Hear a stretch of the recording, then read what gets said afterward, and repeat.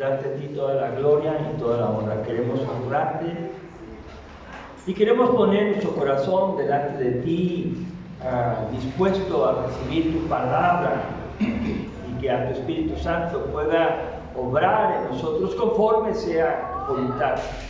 Reconocemos nuestra fragilidad y nuestra mente corta, finita, que no alcanza a comprender todas las cosas, pero sabemos que tú quieres ayudarnos a entender, porque es tu obra, que sepamos lo que tú quieres y que lo pongamos por hechos.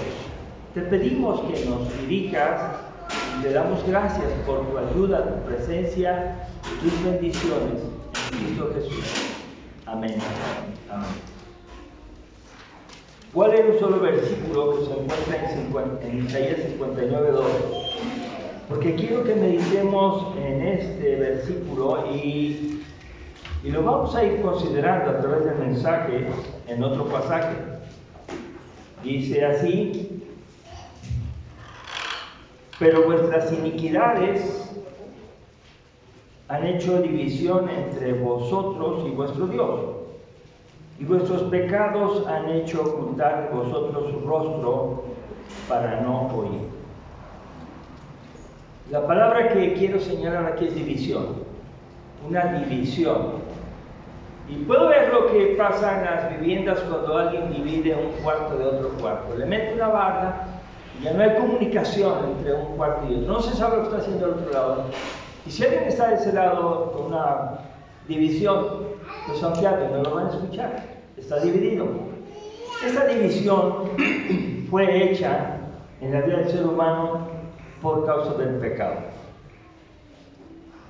Dice: vuestras iniquidades, vuestros pecados han hecho división entre vosotros y vuestro Dios. Entonces uno tiene que tratar de comprender en la palabra de Dios que el pecado hace imposible que nos comuniquemos con Dios de manera real. ¿Y qué es el pecado? El pecado es cerrar al blanco, no dar en el blanco, no dar en el justo punto donde uno tiene que hacer las cosas. Entonces uno tiene que fijarse bien a qué es lo que dice Dios, qué es lo que Dios quiere que hagamos. Y miren, la Biblia tiene mensajes para todas las situaciones, para todas. Pero a veces nosotros esquivamos los mensajes que nos llegan al corazón y algunas veces los evitamos porque nos molestan. Y eso es una decisión humana, completamente humana. Sin embargo, Dios está insistiendo y tiene paciencia para con nosotros. Les voy a contar una historia. Se cuenta la historia de dos hermanas solteras que tuvieron una pelea tan agria que dejaron de hablarse. No pudiendo o no queriendo separarse, las dos vivían en un amplio cuarto con dos camas. Una línea dibujada hacía la división del cuarto por la mitad, separando la puerta y la chimenea, para que así ambas pudieran ir y venir y preparar sus comidas sin pasar por el espacio de la otra. En la oscuridad de la noche, cada una escuchaba la respiración de su enemiga. Por años coexistieron en detestable silencio. Ninguna estaba dispuesta a dar el primer paso hacia la reconciliación. Qué triste es ver que esto sucede en realidad. No hay reconciliación. Pero lo curioso es que podemos decir: puedo vivir sin reconciliación y vivir con Cristo. Y trataremos de enseñar lo que la palabra de Dios dice. El título del mensaje es "De aquí en adelante". Cuando dice "de aquí en adelante", vamos a ver este pasaje en 2 de Corintios capítulo 5 y vamos a ir desarrollándolo. ¿Qué es lo que Dios nos enseña aquí a través de su palabra? Ya dijimos en Isaías que el pecado hace división entre Dios y nosotros. Y a veces podemos decir que Dios nos escucha aunque nosotros vivimos haciendo cosas que no debemos, y como a Dios nadie lo ve, y como Dios nos dice, hey, te estoy viendo, entonces seguimos haciendo las cosas inadecuadas. La división existe, aunque sea una división espiritual, pero no hay comunicación entre Dios y nosotros. Y lo que es más visible es cuando dos personas tienen problemas, o dos naciones, o dos sociedades, o dos grupos políticos tienen divisiones tan serias que no se pueden ver. Y todavía dicen que creen en Dios. 2 Corintios capítulo 5, del verso 14 y 15, el amor de Cristo domina nuestras vidas. Esta es una versión diferente para aclarar el mensaje que dice acerca de la reconciliación. Dice el verso 11, conociendo pues el temor del Señor, persuadimos a los hombres, pero Dios les es manifiesto lo que somos, y espero que también les sea a vuestras conciencias. Otra manera de traducir la palabra temor en esta versión que dice, conociendo pues el temor del Señor, otra manera correcta de traducir es el terror del Señor, el terror del Señor. Ay, esa no es una palabra muy adecuada para nuestra versión, por supuesto, pero quisiera que nos sacudiera un poquito eso de el terror del Señor. ¿Y por qué habla del terror? Porque va a haber juicio. Porque va a haber una oportunidad de presentarnos delante de Dios. Y ustedes y yo tenemos que estar bien conscientes que yo puedo pensar que estoy bien delante de Dios y voy a llegar a presentarle mis hechos. En tu nombre hice muchos milagros, en tu nombre eché fuera demonios, en tu nombre prediqué el Evangelio. Y la respuesta del Señor va a decir, aparte de mí, porque no te conozco. Eres una sola maldad. Entonces aquí vemos claramente como el terror de ser desechado de la presencia de Dios, que ya estamos ahí y no hay otra oportunidad, hermanos. Hay veces que, bueno, si me regreso a la tierra y ahora me voy a portar bien y voy a reconciliar, no, ya no hay oportunidad. El terror, el temor del Señor, por eso, conociéndolo.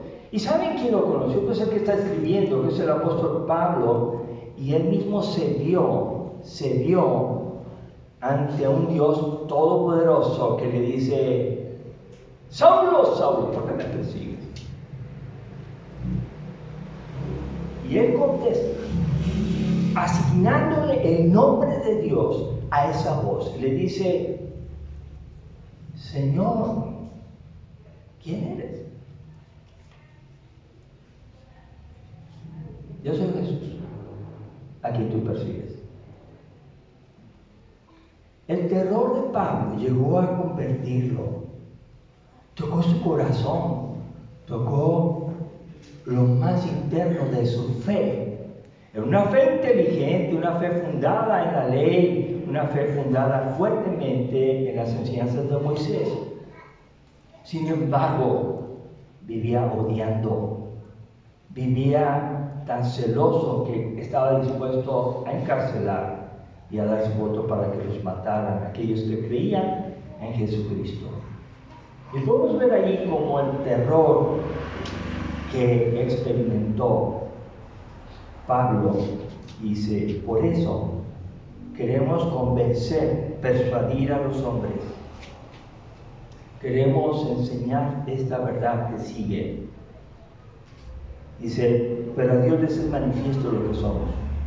Yo les quiero convencer, pero Dios sabe quiénes somos. Dice, y espero que también les sea a sus conciencias. La vida de un cristiano es una vida que tiene que ser examinada por las conciencias de otros de alguna manera y dicen, verdaderamente eres un cristiano o verdaderamente eres un impostor. Eso no lo puedes evitar. Y más una generación caída que somos nosotros, que luego somos muy criticones, ¿verdad? Muy juzgones. Bueno, vemos aquí como El apóstol Pablo se vuelve así de manera humilde en verso 12, dice, no nos recomendamos pues otra vez a vosotros, sino os damos ocasión de gloriaros por nosotros para que tengáis con qué responder a los que se glorían en las apariencias y no en el corazón. Dios quiere que vivamos una vida cristiana dentro de todo nuestro ser. Cuando dice corazón, dentro de tu vida, dentro de aquello que estás solo y anhelas, aquello que platicas cuando nadie te escucha, aquello que ves cuando nadie te ve. Que de corazón hagas su voluntad, dice aquí. Nosotros no nos vamos a recomendar. Y esa es una razón que también en la cultura de aquel tiempo no era bueno que una persona hablara bien de sí misma, no era bien tomado en cuenta. Era necesario que otros dijeran cómo era esa persona. Y muchas veces nosotros caemos en la idea de decir, pues yo soy bueno, yo hago la voluntad de Dios, yo quiero hacer. Bueno, Pablo no toma esa actitud, dice, lo dejo a sus conciencias, porque quiero que ustedes vean cómo vivir y cómo vivimos, no solamente según aparentando. Por eso dice el verso 13, pues si estamos locos, es para Dios, y si somos cuerdos, es para vosotros.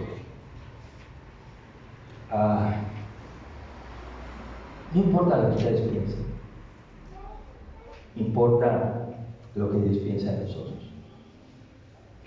Y uno tiene que ser fiel a Dios, aunque las personas te juzguen a loco. Y no digo loco en el sentido de que estás actuando mal, sino loco por seguir a Cristo con todo tu corazón, por no pecar, por no aceptar las invitaciones al pecado y por no seguir la moda de la cultura, donde cada vez se enseña más carne del cuerpo, donde cada vez más se pinta el cuerpo con sustancias que no se quitan y que son moda y que hay seguidores de esto y que los defienden, pero Cristo no vino a que tú te decores.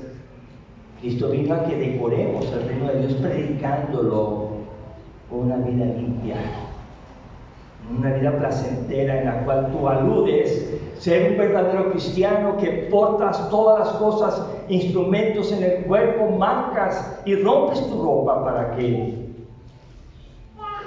No, eso no es la locura. Lo que dice aquí es, Dios nos conoce. Y verso 14 es cuando dice, el amor de Cristo nos domina nuestras vidas. Cuando dice el amor de Cristo nos constriñe, dice el amor de Cristo domina nuestras vidas. Significa, es el amor de Dios el que me ha cautivado, el que me ha tocado el corazón, el que me ha hecho convertirme y entender que no tengo por qué vivir yo por mí mismo ni para mí mismo. El amor de Cristo nos constriñe, domina nuestras vidas. Pensando esto, Cristo murió por todos y por tanto todos hemos muerto y resucitado. Piense hasta dónde llega el amor de Cristo que nos constriñe. El efecto judicial, el efecto de la ley, la paga del pecado es muerte. Mi pecado, porque no soy inocente, merece el castigo de Dios. Yo lo tengo que sufrir. Sin embargo, el amor de Dios es tan grande que Cristo murió, y no murió nomás por uno, murió por todos. Dice, si murió, luego todos murieron. Quiere decir que cuando Cristo muere, muere para todos, pero no muere para que tú lo rechaces o lo ignores o sigas construyendo esa división y manteniéndola, esa casa dividida, esa vida apartada donde hay dos vidas. Por un lado, tu vida privada, secreta, de pecado, y del otro lado está Dios. Pareciera como que queremos pasar por la puerta y decir, ahora Señor, ya estoy contigo, ya me desocupé, voy a estar contigo adorándote, te conozco, te escucho y qué gusto me da. Y luego te metes al otro lado, cierras la puerta y dices, ahora soy yo el que vivo. Eso no quiere Dios. Él quiere que nosotros muramos, y cuando dice muramos, es morir también al pecado. Dice el verso 15, eso más claro, cuando por todos murió, para que todos los que viven ya no vivan para sí, sino para aquel que murió y resucitó por ellos. ¿Qué quiere decir?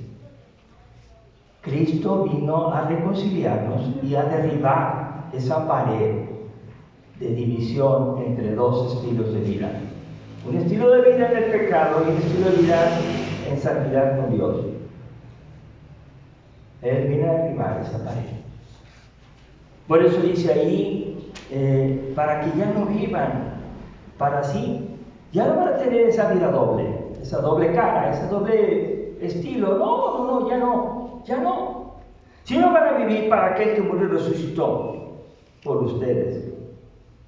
Y entonces afirma, de manera que nosotros, de aquí en adelante a nadie conocemos según la carne. De manera que nosotros, de aquí en adelante. Ese es el título del mensaje de Dios. De aquí en adelante. ¿A partir de cuándo? A partir de cuando dices que entregas tu vida a Cristo. Y quiero decirles esto, es una realidad que ha habido un movimiento en el mundo donde se está criticando mucho hacer la oración del pecador. Se está señalando que la oración del pecador no debe hacerse. Cuando tú vas a predicar a Cristo, le estás avisando que se arrepienta y que ore. Estás diciendo que ya no debe de hacerse. Y les voy a decir por qué. Primero dicen que porque no está en la Biblia. ¿Y saben qué es lo que más fortalece que no se haga? Que las personas que aceptan a Cristo en una oración pareciera que van a vivir toda la vida con ese permiso de vivir en pecado. Acabo de entrar a su vida a Cristo. Pues ya hice la oración del pecado, ya me arrepentí y ya estoy bien con Dios. Entonces él ya, y considera que deben dejar la pared que divide, que impide la comunicación con Dios. Por eso las personas dicen, ya no hagan esa oración. No está en la Biblia y la gente sigue igual. Entonces, el pecado, hermanos, no hay permiso para vivirlo cuando estás en Cristo. Por eso dice ahí, Cristo murió para que ya no vivamos para nosotros, sino para que vivamos para aquel que murió y resucitó. Verso 16, de manera que nosotros de aquí adelante a nadie conocemos según la carne. Y aún si a Cristo conocimos según la carne, ya no le conocemos así. Es decir, ¿quieren entender esto? Pues muy fácil. Pablo no conoció físicamente a Jesucristo. Pablo es el que está escribiendo la carta, pero cuando Pablo empieza esa persecución contra los cristianos, Cristo ya había muerto, entonces no lo conoció. Pero sabía de él y escuchaba de él. Y decía, pues Jesús Nazareno, su papá carpintero, su mamá María y sus hermanos allá andan también. Y eso no es posible. Para Pablo ese era un impostor. Aquí había que callar. Bueno, ya había muerto, había que callar a la iglesia. Por eso Pablo cuando dice, Señor, Señor, ¿quién eres? Yo soy Jesús a quien tú persigues. No está persiguiendo a Jesús, está persiguiendo a la iglesia. Y cualquiera que se atreve a perseguir a la iglesia, a hacerle daño a la iglesia, es un perseguidor también de Jesús. Dice Pablo, ya no lo conozco así. Ya no lo conozco. Ahora entiendo. Se me ha revelado que Jesús es Dios, que Jesús es el Señor, que Jesús es el Redentor nuestro, que Jesús es el Cordero de Dios. Ya lo entiendo, antes no lo entendía. Ahora que conocemos a Jesús bien, dice el 17, de modo que si alguno está en Cristo, nueva criatura es, y las cosas viejas pasaron, y aquí todas son hechas nuevas. Cuando una persona de veras entrega su vida a Jesús, hace la oración y sigue una vida de crecimiento, de oración, de lectura bíblica, de devoción, de compartir el Evangelio en su propia casa y afuera donde trabaja, entonces es una persona que está mostrando que es una nueva criatura. Si está en Cristo, es una posición continua. Estar en Cristo es ahorita, mañana, más al rato, en 10 años, en 20 años. Ser cristiano es para toda la vida. La vida terrestre y un día va a estar en la vida eterna. Si alguno está en Cristo, nueva criatura es, y las cosas viejas pasaron. ¿Qué cosas viejas pasaron? Ustedes digan cada una de las cosas que nos hace pecar, que sabemos que ofende a Dios, que lo hacemos y escondemos la mano para que no vea que nosotros fuimos, que nos escondemos de Dios y de las personas y decimos, yo no dije nada, soy inocente. Esas cosas ya pasaron. Y usted y yo podemos ver qué cosa mala tenemos, porque hermanos, seríamos mentirosos si dijéramos que no tenemos pecado. Y de aquí al cielo necesitamos la justicia de Dios en Cristo Jesús, porque vivimos continuamente acechados por el pecado, cualquiera que sea. No hay mentiritas piadosas, por ejemplo. Yo he hecho mentiritas para los negocios. No existen. A Dios no le agrada eso. Si alguien hace vida, pues a través de mentiritas piadosas está en pecado. Todo esto pasó. Verso 18. Es maravilloso ver cómo esto proviene de Dios. Dice, y todo esto proviene de Dios, quien nos reconcilió consigo mismo por Cristo y nos dio el ministerio de la reconciliación. Aquí aparece el origen de la reconciliación y el propósito de la reconciliación. El origen es Dios lo hizo. Dios lo hizo. Tú lo que haces es examinar los hechos y decir, ¿por qué tuvo que morir Cristo? Si no tuvo ningún pecado, no lo pudieron acusar de nada. Aún sus perseguidores, fariseos, que decían, a ver tú, di, ¿es bueno dar impuestos a César? A ver aquí, está bien. Jesús les demostró que él tenía la razón y no le encontraron pecado. Bueno, él nos reconcilió.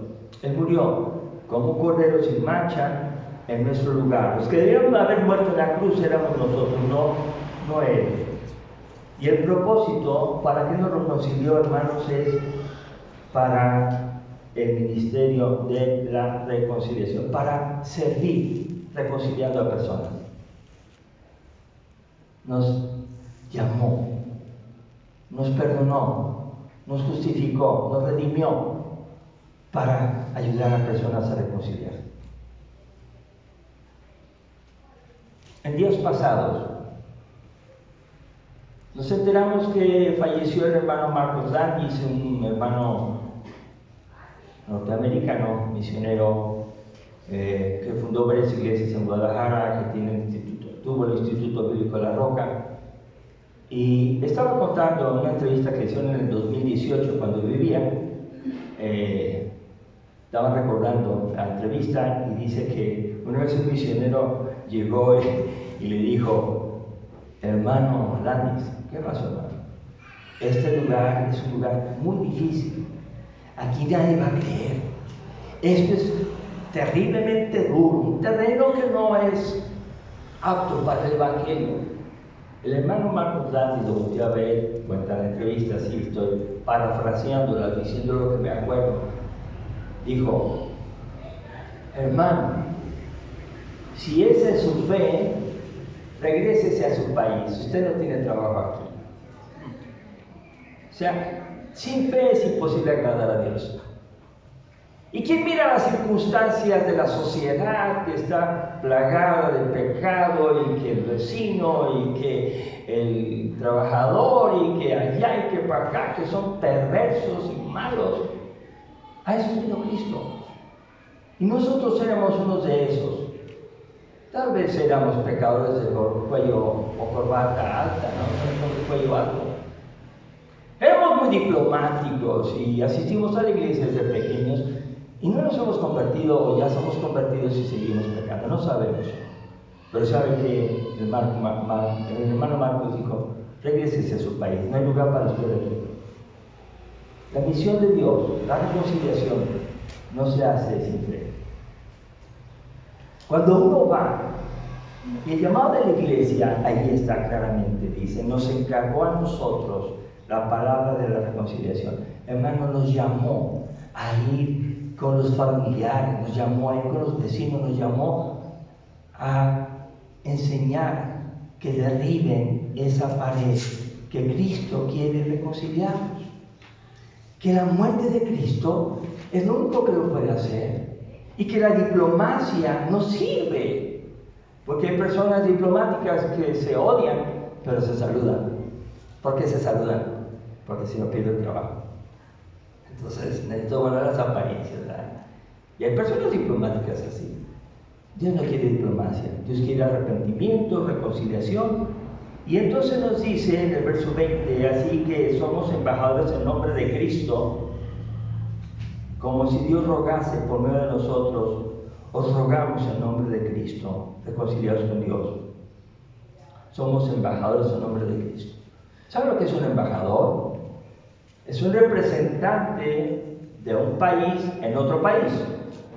Un embajador es aquel que tiene toda la investidura política para decir: yo estoy en este país para defender los derechos de los ciudadanos de mi país que vivimos en otro país.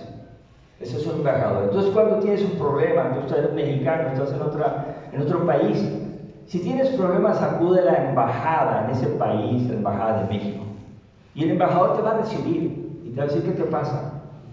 Entonces el embajador te va a defender, va a buscar justicia. Y sabe una cosa, nosotros somos embajadores del reino de los cielos. Somos embajadores. Y ahora quiero recordar que los embajadores, y voy a citar un ejemplo, el embajador de Japón, cuando comen comida japonesa. Cuando compran un vehículo japonés. Cuando celebran sus días de su país. Porque aunque estén en otro país, no adoptan la cultura del país. Por eso algunos no quieren la doble nacionalidad. Yo soy esto y me quedo con mi nacionalidad. No comparto mi cariño con otro país del cual me está recibiendo, me está dando trabajo, lo que sea.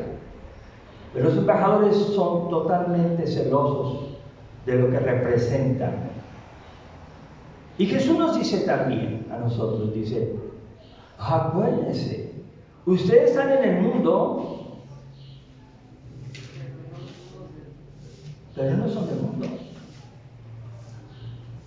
Ustedes van a seguir a Cristo, el mensaje de salvación, y vamos a buscar que otros lo sepan de aquí en adelante.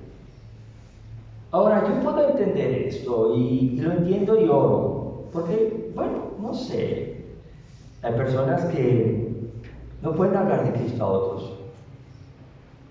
Hay personas que no tienen el deseo de hacerlo.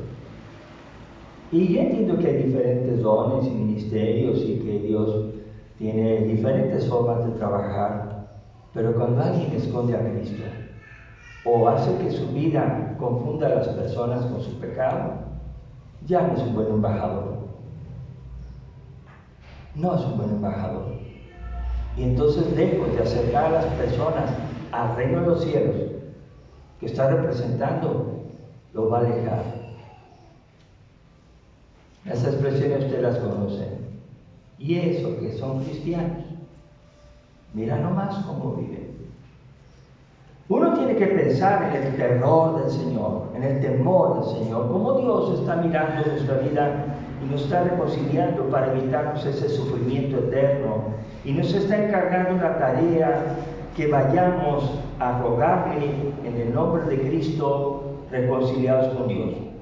Somos embajadores para avisar a la gente. Y creo que tenemos folletos.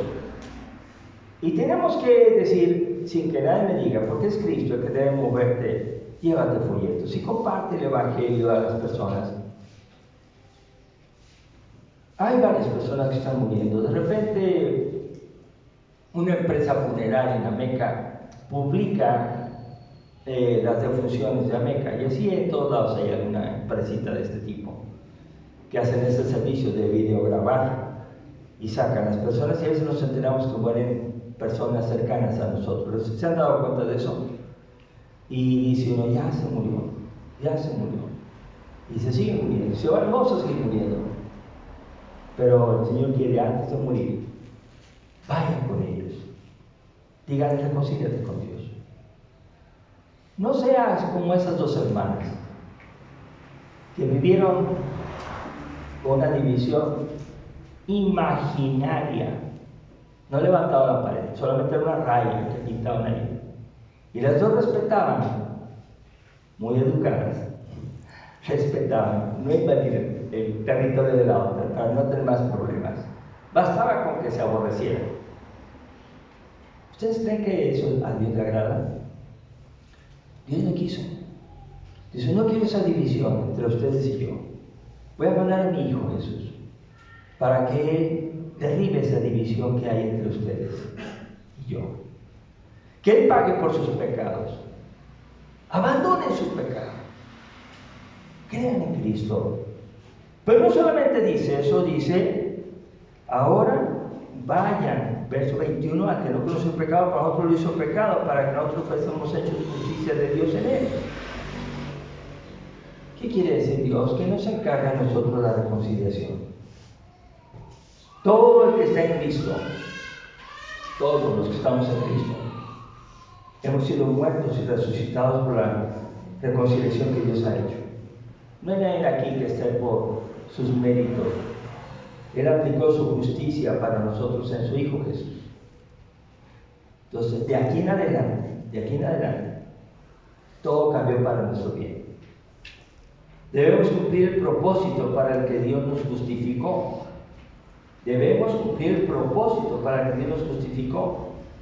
Para que más personas se reconcilien con Dios por medio de nuestro Señor Jesucristo. Y también nosotros nos reconciliemos con ellos. Yo no puedo ir a predicar a Cristo y hablarles y luego, ya que entreguen su vida a Cristo, ignorarlos. No.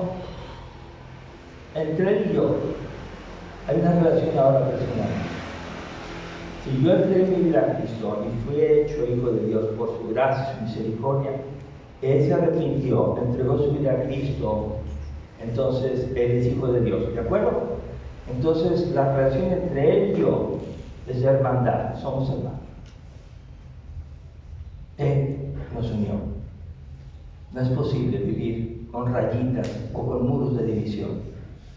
Quiero invitarles a ponerse de pie a orar, porque Dios habla a nuestro corazón, nos diga, no mantengan división.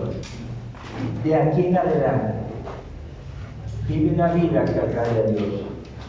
Y una vida que publique a otros la necesidad de la reconciliación. Las personas sí pueden estar peleadas contigo, eso no lo puedes evitar. Pero tú no debes estar peleado con las personas. Las personas te pueden odiar, no lo puedes evitar. Pero tú sí puedes evitar odiarlas. Las personas pueden ser que no te quieran servir, no lo puedes evitar. Pero tú sí puedes servir. Dándoles un vaso de agua. Orando por ellos, aunque sean tus malvados enemigos. Vamos a orar, Padre, en este momento te damos gracias por tu palabra. Porque toque nuestro corazón y llame a todos nosotros para ser embajadores que representamos dignamente el reino de los cielos. Nos hizo tu Hijo amado Jesucristo, nuestro Señor y Salvador. Ahora esa tarea maravillosa de ir y predicar el Evangelio a toda la criatura, de ir a ser discípulos a todas las naciones. Gracias, Señor, porque este es un ministerio para toda la iglesia, no para 2 o 3 o 4, es para todos. Y te pedimos, Señor, que nos ayudes a abrir los ojos a cada uno de los que asistimos a esta congregación y cualquier congregación en el mundo entero, a que busquemos que las personas se reconcilien contigo a través de la fe en Cristo Jesús, el único que es el Cordero de Dios que quita el pecado del mundo. Gracias, Dios, por tu paciencia, por tu amor. Gracias porque nos has dado la vida hasta el día de hoy y porque nos vas a seguir llamando al corazón y dando las fuerzas y la voluntad para compartir a otros el mensaje de reconciliación en Cristo Jesús. Amén. Dios los bendiga, hermanos.